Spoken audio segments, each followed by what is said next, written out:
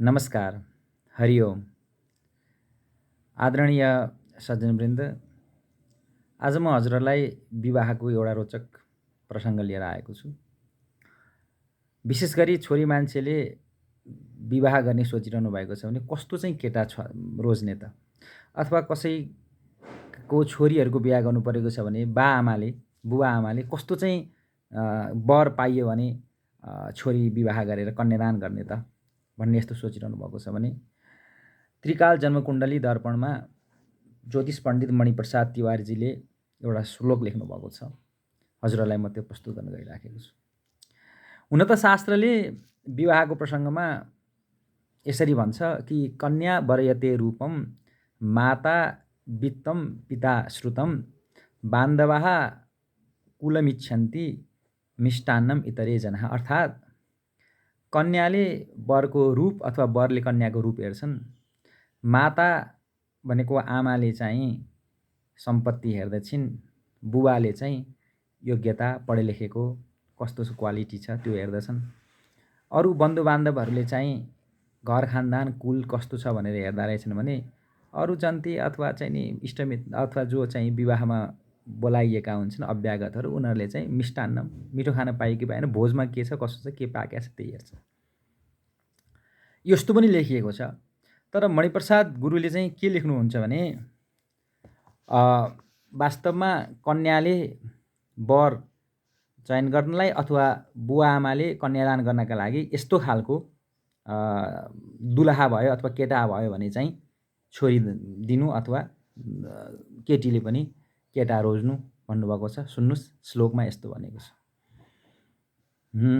विद्याशील शरीर साहस शुचि सौन्दर्यशाली कुल शान्ति सम्पत्तिवान आफू शरीको सच्चा नगर्ने छल ज्वाइँका गुण हेरी छोरी दिनु है साह्रै नगिचै पर वृत्तिहीन गरिब धेर धनवान रोगी बडो छोडर वृत्तिहीन गरिब धेर धनवान रोगी बडो छोडर भन्नुभयो।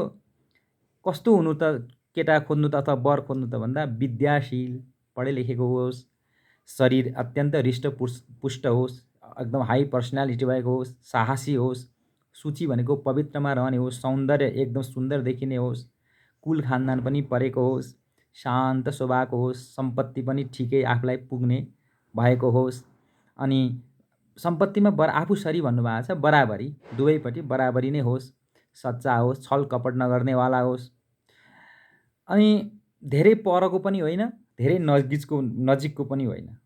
छोरीलाई कन्यादान गर्दाखेरिमा छोरीलाई को लागि ज्वाइँ रोज्दाखेरिमा धेरै पर चिन्दै नचिनेको कतैबाट नसनाताले छुँदै नछुने त्यस्तो पनि होइन।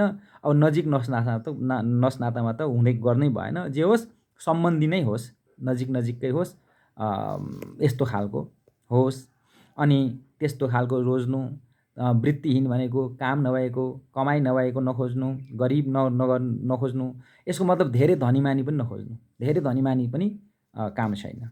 अनि रोगी, यस्ता कुरालाई छोडेर चाहिँ शान्त, विद्याशील, शरीर सुन्दर भएको, आफूलाई पुग्ने खर्चबर्च भएको, एक आपसमा चाहिँ नि अन्डरस्ट्यान्डिङ भएको त्यस्तो चाहिँ केटा मान्छे खोजेर छोरीको कन्यादान गर्नुहोस् भन्नुभएको छ। अब यसै गरिकन अर्को भिडियोमा छोरा मान्छेले चाहिँ कस्तो कन्या खोज्ने त, कस्तो चाहिँ दुलै खोज्ने त भन्ने पनि म लिएर आउँछु।